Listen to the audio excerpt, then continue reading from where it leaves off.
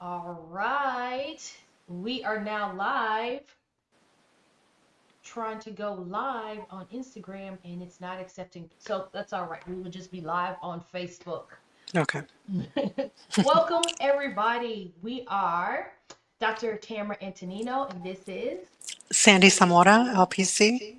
All right. So she is a licensed counselor, and we are here to talk about taking some of that chaos out of your lives when you have children, because that's a whole different beast. And we're going to talk about kind of some of the things that go on that's not really talked about, that sometimes happens, and how both of us can play a role in helping to eliminate some of the stress and get some kind of peace, or some kind of regulation in your life. So, first, I'm going to let Sandy talk about kind of her background and what she specializes in, and then I'll talk about my background and what I specialize in. Good morning, everyone. Like I said, I'm a licensed professional counselor. I'm also a certified perinatal mental health therapist. So, what I do is, with that focus, is I'm able to help parents at every step of the journey. So, whether that's someone who's still trying to conceive, during pregnancy, and during postpartum. I also focus on treating depression, anxiety, and trauma, and of course, life transitions. Um, so, one of the things that I noticed was that a lot of mothers that I was seeing were depressed or anxious, which is why I decided to focus more on the perinatal mental health aspect of parenting and motherhood. So, I am an occupational therapist, and kind of, if you know anything about occupational therapy, sometimes it's limited to kind of what you've actually been exposed to. And occupational therapy is so broad. And so, how is it that an occupational therapist can work in kind of this realm? So, I am a mother of three, been an occupational therapist for quite some time, well over a decade. And so I come in and I have a 17-year age gap between my two daughters. And with that, I had all the knowledge. I have all, the experience from the first one. I've worked with kids. I was a teacher. I worked summer camps and all that. So when I got pregnant with my second one, I just knew that this was going to be easy. And the realization is there I was missing pieces. I knew the development. I knew the stages. I knew that. And it was the missing piece was I didn't have the structure. I wasn't implementing things that was going to make things easier. So things got a little chaotic, in which meant anxiety got high. All this was just getting out of control. And so once I got it together, I have noticed a lot of parents are dealing with that, especially seasoned parents, I should say, parents that who have kind of waited in life to have their kids. So now they're dealing with the kids, and sometimes they're like a higher position on their job, so they have a huge demand on that. And it's like they have the structure at work, and they come home, and it's just free for all. So I said, hey, I think this would be great to help parents out to get that, so they can piece their life together and get so it's not as chaotic. It's not like where it's like I need to like just leave. So and then I met Miss Sandy, and I thought that we would be a perfect match because of her mental health aspect, as we go, depending on whatever it is in life, whether you had difficulty conceiving or just dealing with postpartum depression, doesn't technically mean that there was anything wrong, just that's something that maybe happened, or trauma. And so she has all of that aspect and all of those pieces together and specializes in that: peri, post, during. um And I thought that I would be kind of a compliment. We can complement each other on our services, on how we can help, and the importance of us working together on helping um, take the chaos out of parenthood. Mhm. So, envisioning this, like, how can we work together and how, not work together, how can we explain like the benefit of having both of us working together to get the chaos, get that the madhouse. Like I've seen it, and I know Yes, people have seen like the super nanny. I don't know if anybody's seen that, and they come in there and it's just like it is. so what how can we present how the benefits of us. So I think the benefits are, we talk about in, especially the development in our children, right? Like you were saying, we recognize the milestones that our children are going to reach at certain point, right? A certain age range. We talk about it, we hear about it, right? We have visits about it in the pediatrician's office, Yeah. and we keep track of that. But sometimes we forget as parents to also keep track of our development, our progression. And I think sometimes we don't pay attention enough to that because we're so focused on our kids and we forget to take care of ourselves. We're so focused on priming our children Mm-hmm. for that progression, for that development, paying attention to are they reaching that milestone? Oh, you know what? They're lacking in this. We need to help them progress in that and getting them that help, whatever that may be, right? Whether that's OT, speech therapist, whatever specialist. Mm-hmm. But then at the same time, while we're dealing with that, we forget that we are also absorbing some of that stress. Mm-hmm. It's stressful to do that. And so one of the things is also taking time for yourself as a parent. Yes. Just like you're scheduling that appointment for your kid, it's important to schedule that appointment for yourself Yes. Sorry, I and had to stand up. to have Yeah. that available for yourself and prioritize you as well. Yeah. I think also sometimes part of the thing, like when we go through pregnancy, I remember I was when I was got pregnant with my first daughter, and they were like, when you're stressed, even in the womb, when you're stressed, the baby is stressed. And so it's not like, I had a very typical pregnancy. So it wasn't like there was anything medically going on that would Mhm. stress the baby itself. But when they carry our emotions. And so typically, when you first have your baby, a lot of times they're carrying their emotions, even as a newborn. So when you're sad and you're stressed, the baby's feeling that.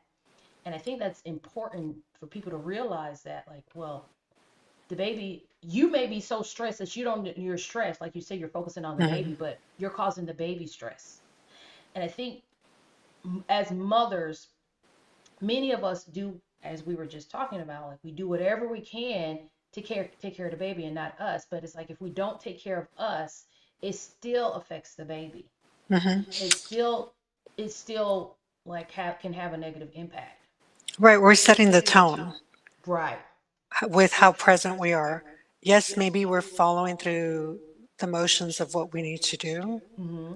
but if we're not fully present because we're inside our heads with whatever anxious thinking we might have or whatever depressive thoughts we might have, Mm-hmm. then that's going to affect the presence that you have with your child or your Yeah. children.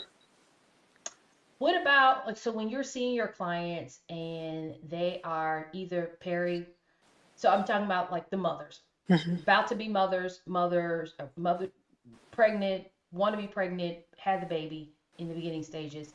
What about when you're counseling them, whatever it's postpartum depression, even previous mental health disorders they might have had or whatever?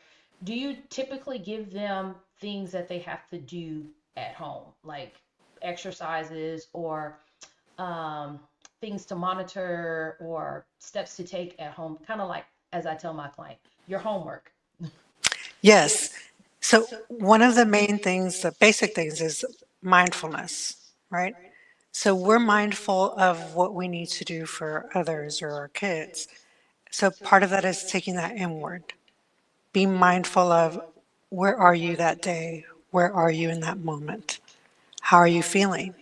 Right? So giving yourself that space to allow yourself to realize and recognize, you know what, I'm feeling a little anxious about this, or I'm feeling depressed today.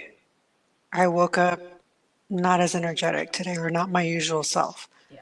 So again, right, that acknowledging, because sometimes we try to, as parents, we try to just push through, right? Push it aside. I'm worried, I'm Most times. depressed, and whatever. Yeah. Not even I, sometimes, most times. yeah. And so then that's one of the basic things, right? You need to allow yourself to sit with it, Right. right? Acknowledge it, because then that's what's going to get you to be able to learn and acknowledge, I have this, or I have these feelings. What can I do to move through them in a healthy way, which will then change your outlook and your presence? Yeah. I think many people miss that part, and sometimes it's harder to see on ourselves. Like we can see Hmm. other people when they spin out of, they start to get anxious or whatever. I worked at the VA, and I worked with a lot of PTSD veterans. I actually had a group, and a lot of times it was their families that was telling them Hmm. like your anxiety is higher. And so I think one of the things is actually accepting that, okay, yeah, this is really going Yes. on. But as an OT, how we can help all those people and how we work together is, okay, now that you're working on your mental health and you're recognizing this, okay, but we still got chaos at home. We still haven't, okay, so then it's like you're telling them you need to take a meat break. You need to be mindful. And it's like, well, how do I actually do that when I have my 2-year old running loose in Hmm. the meantime, and my husband has to go to work, or this is happening, or I have to this, and it's like, well, how do we do that? So then that's where OT comes in and says, okay, let's see what's going on in your life. Let's Hmm. map everything out. And now I always tell my daughter, OTs are the engineers of life, meaning that we figure out what is the deficit, what's the problem, or Hmm. what needs to be tweaked, changed, maneuver, turn, flip, skill, learn, whatever, to make what we need to happen. Right. So as you go through your counseling and everything, and the counselor saying, hey, you got to be mindful. You got to take me time. You Right. got to, Let's come up with a plan. right. But So, you're the one that's able to take that next step right, and actually help them implement. right. And how do we make it easier for you to take that time to be mindful, but also get that break for yourself? Correct. And it is very important. And one of the things I tell people, like when they are new moms, and especially they're new moms, and if they had the, if they had difficulty getting pregnant, that makes it even worse because it's like I'm excited Even more and anxious. right, and I'm even Yes. more anxious, and it's like, but now we're having our baby shower, and we've gotten like way off on, to me, we've gotten way off, and I've done the same thing with my baby shower. It's like, oh, what do we need? Oh, let's go get this outfit, let's go get this toy, this toy, this toy. And I feel like for every person's registry, because the reality is when this baby comes home, even if it's a healthy, typical pregnancy, typical baby, all of that, and you come home, now you have a brand new life that you're responsible for that can do nothing but That breathe and relies eat on the you. yes. And it's like, and they get up every 2 hours, and it's like you have not functioned on a life of every 2 hours waking up. And as your body is trying to recover. So I feel like people, when they do a baby shower, part of their baby shower needs to be, I need to, let's create a schedule of who's going to help me with what. Who's going to be able to bring me meals so I can eat? Yes. Who can possibly do the laundry? Because The all of this stuff doesn't practical. stop. Right. Like Yes. this should be part of the registry. Let me pull a tribe together so Hmm. I can be able to actually focus on my baby, and then when I need that time to myself, because we all need it. Like that's not a thing that stops just because you become a mom. Does not. That who's gonna help me with that? And that's part of one of the things I like to work with moms about, because this is realistic. Hmm. Yeah, This, it's what we call for counseling with perinatal mental health is preparing for the fourth trimester, right? Because yes, sometimes we don't think about that, right? When you're physically pregnant, those are the stages we're thinking about, right? And then the baby's going to be here, and I'm going to be taking care of the baby. hmm Okay, but how are you going to do that, but also take care of yourself and recover, because you and gotta, your recover at the body still same has time? to Yes. recover. Because if you've ever had surgery, the first thing they say, is make sure you get plenty of rest, eat right and Yeah. exercise, but get plenty of rest. Hmm. And that's, if you don't have a plan or a system in place, you're not getting plenty of rest. No. First of all, even with that, you're not getting plenty of rest, but you're trying to function on, you know, no energy and recover. Yeah. So that's very much so how we can work together and the benefits of both. I think one of the things is also too, um, I wish they had like a screening. Well, I guess they do because my doctor talked about it, but I feel like many people are, they deal with postpartum depression or pregnancy anxiety during their pregnancy, or their mental health diagnosis that they've had under control. Now they're pregnant. Now they have, escalated. And I feel like a lot of people are missing the opportunity to get the counseling um, that can help them process all this. Like, no matter what, this is a Right. life changing event. Yeah, and I think it's important um, to build on that because I think for some people they still think, oh, I need to wait until I'm in crisis or until I can't handle it to seek out help. And It's that's, okay to seek out the help before it feels like it's out of control, yeah, right? Just to process, okay, what's coming up? What am I feeling? Where are these feelings coming from, right? Or where are these concerns coming from? Because being pregnant in itself, or trying to conceive, or just becoming a parent, or adding that second child, right? There's a variety of changes. How am I going to do that, right? Or what are my concerns? And so just processing that with someone that's not part of your inner circle sometimes can be helpful because they offer a different perspective right. versus maybe your parents, right? Or your in-laws or your friends who also have another child along the way or, know what it's like ahead of you. They're going to have their own experience that's different from yours. Very much so. I think what you hit, one of the biggest things you hit on too was parents. Um, I know that like when my mom had me, and when, back in the days in the 70s, prior to, 70s, Hmm. 50s, 60s, it was a very different lifestyle when parents had their kids. First of all, they're having their kids younger. Like, they weren't Yes. weren't waiting. Most of them were having their kids in their 20s. So Hmm. first of all, right there, your energy level is a lot different. Oh, very much so. When I had my first daughter at 25, my energy was a lot different than when I had it at 42. And so that right there is different. Also, the dynamic. So it was kind of, back in the day, they were in their 20s, had their kids, but they were living around a bunch of family. And so the mother would come in and would help and do Yeah. things. So you had a lot of family rotating in. Nowadays, most people are not living near any family. No.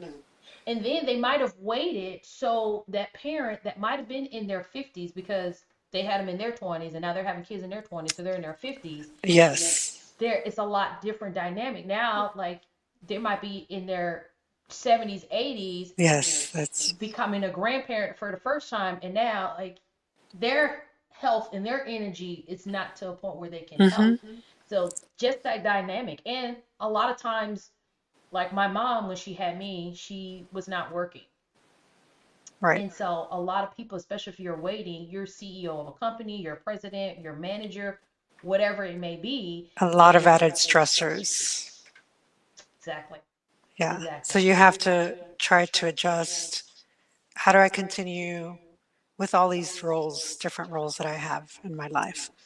And it has changed a lot back then because I remember, because I also waited to become a parent as I was older.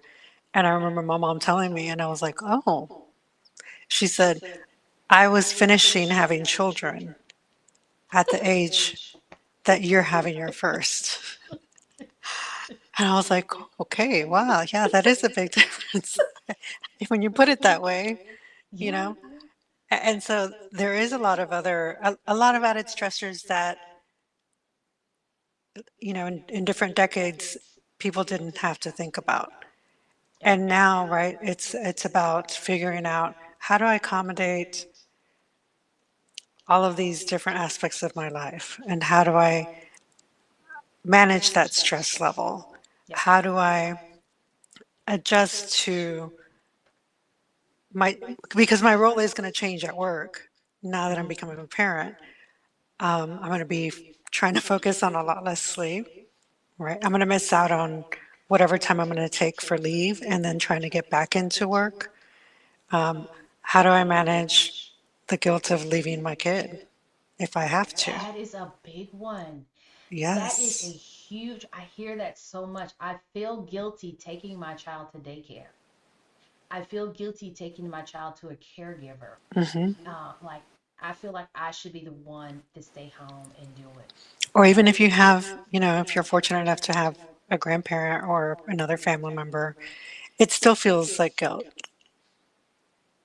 Yep, yeah, it definitely that, and then I also feel like many times parents end up overcompensating. So like they had their child, but then now they want to do everything. Like as the kid gets older and the kid should be doing more for themselves, they take on and they're like doing everything. So now they Hmm. have this added stress of I'm doing everything for my kid. I have no sleep. I'm trying to manage all these people at work and I have these projects coming up or whatever, and I feel guilty because like I'm trying to do everything and I'm frustrated because this is real emotion. Like you're Hmm. going to be frustrated, you're going to be angry because it's like I'm always tired. I can't enjoy my child. I can't enjoy myself. Like what have I got myself into? And they're Yeah. feeling all of this and it's like, well, I shouldn't feel like this. I should be happy. That is just a bunch of emotions Hmm. that happen, and I don't think people realize one, your emotions are your emotions. But one, you might need some help processing all of these emotions. And that's definitely where counseling comes in at. Like, let's help process all of this. Yes. Because a lot of the times when you're feeling stressed, when you're feeling frustrated and or maybe getting to the point of feeling overwhelmed, those are internalized emotions, right? Some maybe you haven't even vocalized it to your partner because you're just trying to do, right? Just move forward.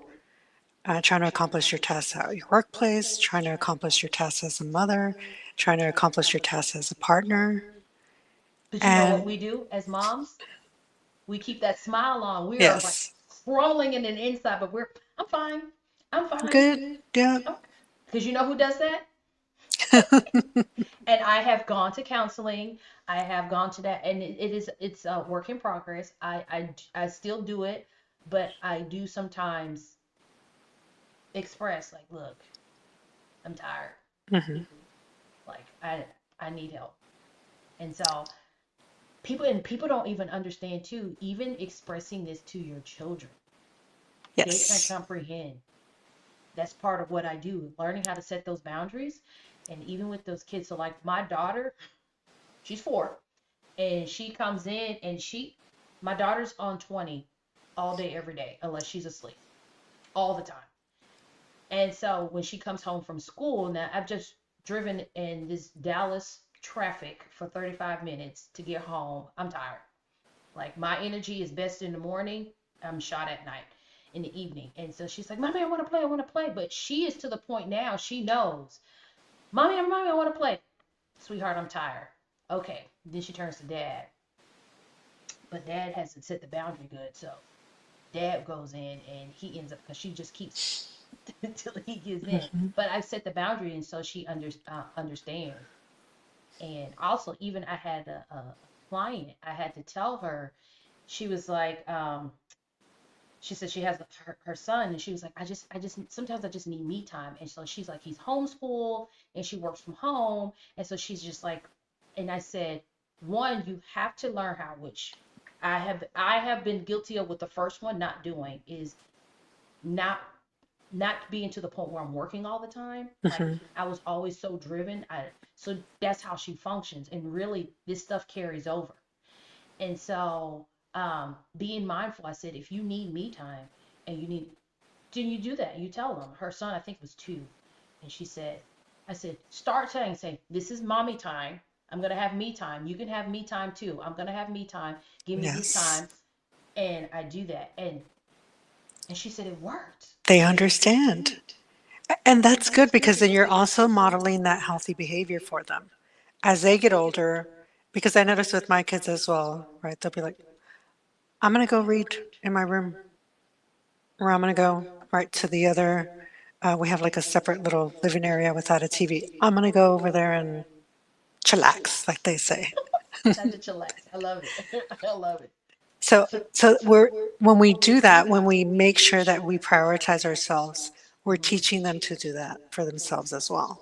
Yeah. We're modeling that. So as they get older, they're going to know and recognize, hey, I need some me time.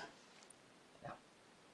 Yeah. And I think that's the other big thing. I have another example on this. So there's a social media group, the McClures. They have like twin girls, and we've followed them since they were 2. I think they're like in middle school now, whatever. And so the mom was asking, she was like, "Am I a bad mom?" She said, "Because my kids said they never seen me sick," and she said, "Because what I do is when I'm not feeling good, I just keep going." And she said they never know. And so she was like, "Am I a bad mom?" I wouldn't say she's a bad mom, but I think just now she needs to understand, like, to set those limits so that she can model for her daughters and her son too. Right. Going back to verbalizing, saying it out loud. Mommy's And not taking feeling time so good off. today. Yeah. Mommy has a cold. And so we're not going to do the extra playtime at the park today. Sorry, Yeah. because I need to rest. Yeah. So it's, I think that it's like us working together and having, even if you're not with us, working with a counselor that specializes in, this is something else I learned when I was dealing with postpartum depression. I was with a mommy's group. And so I've had several miscarriages. And so she said, don't go to any counselor. Go to a counselor that's going to specialize in what you Mhm. do. Because she said it's just like doctors. Like you're not going to go to your cardiologist for a Right. checkup for your child. So she said you go to someone that specializes in that. Anyway, so um, good go to going to the counselor was very beneficial um, for me to kind of process all that, because I went through a period I was like, my daughter don't even love me. Like, so, and like you said before, those were kind of my internal emotion, like she's just a baby being a baby, like Mhm. how does she know who to like and not like, kind of thing. But anyway, so it is important to get the counseling Mhm. before you hit rock bottom. Yeah, and one of the things that I stress to parents, because as parents, we have a hard time setting that time for ourselves. And Hmm. so one of the things is when we schedule so many appointments for our kids, right? We're on top of that, right? Our calendar is set, right? Depending on the age of the kids. Oh, you know what? This one doesn't want to miss school, so I have to schedule after school. Or this one prefers early in the morning because they don't want to miss whatever class in the afternoon, right? Or for the littles, no, we have to keep on track for their, their 6 month dental or their annual Hmm. checkups right around their birthday time. Hmm. And so we need to do that for ourselves. We wouldn't cancel one of our kids' appointments if someone said, hey, can you come and volunteer for this? Oh, yeah, sure. Let me just cancel their dental appointment. Or if you're working at your on your job, because most of us, they're not trying to miss work unless they absolutely have to. So like you're not Right. gonna, uh, it's just a Yeah. meeting. I'm gonna forfeit. No, you're gonna be there. Mm-mm. Yeah, you have to make yourself a priority as well. If something else comes up after you've already set the appointment for yourself, whether that's counseling, another, medical appointment, or even just you time, because that's the other thing I recommend to parents. Put it on your calendar. Physically block out that time so it's visible to you and that's it. That's what's there. So if something comes up from school, right, that's not necessary, you don't have to volunteer for every PTO event. You don't have to, go to every party that you get invited to. Whatever that is, set that time for yourself. And sometimes setting that boundary is going to be saying no, I right? think And that's the so, other moms have that yes, problem saying no. and it's okay to say no. So one of the things that helps in setting that boundary is if someone asks you to do something, right? Whether it's at your kid's school or your kid's friends group, family, right? Or your partner, hey, let's do this, or can you do this? Can you help with that? So if you ask yourself, or if you're already feeling like relief if someone else would do it, that's your answer right there. That Mm, you're putting too much on your plate. that's a good one. Hmm. Yeah, Wait, if I you're think already you need to thinking, I I don't want think you need to, to repeat that again because yes. because a lot of times people don't recognize the limits. So say that again because I think that is very important. Say that again. Yeah. So if someone's asking you to do something and you're thinking about how much easier it would be for you, or it would be a relief if someone else were to do it, that means it's better to say no. Do not feel obligated. I think that is definitely a good one. We don't know how to say no. We don't when to say no, and that is definitely man. Okay, well, even I learned something today. So, first of all, I should have put it on here. How people can reach you. Let me see if I can put it on here. All right. It's Sandy at Embrace Transformationcounseling.com.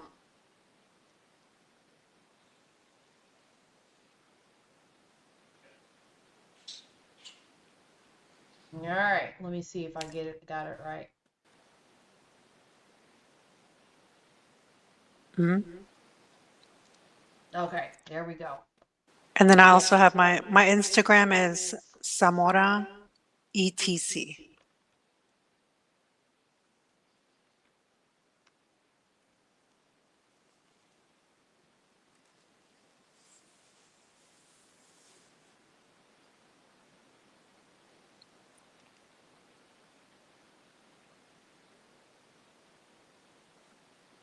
Did I do it right? Yes. Okay, there we go. So that's how you reach out to her. So Perry, pregnant, post, even if it's you feel fine, but you're just, questioning or you want to process, talk to her. Make that Hmm. appointment. Make sure that you because people don't realize just the magnitude of emotions, because people just, oh, it's just hormones. Well, it may be just more than hormones. Like, Right. so reach out to her. I think most people have my information, but I will put mine on here as well. And I think the other thing to keep in mind as far as postpartum, typically, right, medically, uh, they're going to focus on the 12 months after you give birth. But it's been shown that women can still feel those postpartum effects even when their child is already a toddler, as old as 3 years old. I personally believe that I am a medical professional, but this statement is not a medical statement. I feel like you feel postpartum for the rest of your life once you become a mom. Hmm. Period. It's just Yes. it's just Yeah. for the rest of your life.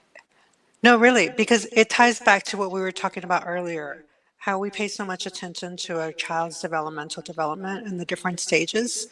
So think about it. As a child, right, we have our infants, and then we reach the toddler stages, and then we read, the early childhood stages, and then they're tweens, and then they're teens, right? So we're still focusing on them. I mean, You they're never teenagers stop. until they're 19. They're already in college at that point. But then we're like, we better make sure we have, a, a young adult that's a good young adult. So we're still focusing on that too. Yeah, you never So, stop. exactly, as a parent, you're also moving through that. Even parents who are sending their kids off to college, like, that's a big change. Yeah, it is. Or that becoming an empty nester.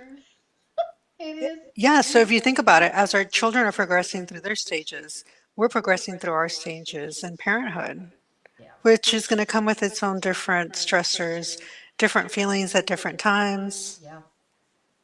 I told my friend, when she had her daughter, she had her oldest is 8 now. She's she said, "Oh, I just can't wait." Her baby, it was a baby, and she was like, "I just can't wait till she gets to the toddler age, then I won't have to stress so much." I was like, "No." I said, "You're gonna stress for the rest of your life about her. It's just a different stress. That's all it Yes, is. It's just a it different is. stress. Hmm. You're gonna Yeah, it stress may for not me." be as heightened as the first few years, but Right. it's still there. Yeah. It's still the, am I doing enough? Yeah. I think that's the other statement that gets people in parents in trouble. Am I doing Hmm. enough? And so they Yes, end up doing everything, too which much. adds anxiety on top of Yeah. already anxiety because you don't know if I'm doing it right, if I'm doing Hmm. enough. So it's like a cycle that Yeah. need help. And I think you and I have talked about that before. And we talked about one example about how making sure you give kids age appropriate tasks and you set it up for them so that it's easier for them and they grasp it a lot easier. But then it's a big win for you as a parent because it gives you more time and it gives you less stress. And one of the examples that you and I discussed, which is a good visual for parents, we talked about as far as toddlers, how they're in that independent stage and when they're 3 and 4, and they're starting to learn how to get dressed, or maybe they already mastered getting dressed at 4. So you know what? I'm going to look at their closet and I'm going to put their clothes that they wear on a regular basis on the lower rung, or put their pants and shorts on their bottom drawers where they can easily open and close those drawers. Yeah. And then I don't have to go in that room anymore and see, what are you wearing today? Yeah. They come out of the room, they're dressed, and okay, that's a 15-minute struggle I didn't have to take. Yeah. People don't realize like you start teaching, independence even at the infant stage. Eventually they get you're putting on for tummy time and they're independently learning how to hold their head up and all that. And just it progresses. And so Michelle Obama, I saw a clip of her. I don't know what talk it came up on social media, and she said, "No, you put into work now by teaching them independence, being respectful, and setting your boundaries. Otherwise, you'll have a 35-year-old adult living in your basement and don't know how to function in life." Hmm. So teaching them independence, one, you're setting up for success in life because when you're teaching independence, you're not just teaching how to do this, you're teaching them how to problem solve. You're teaching them how not to give up.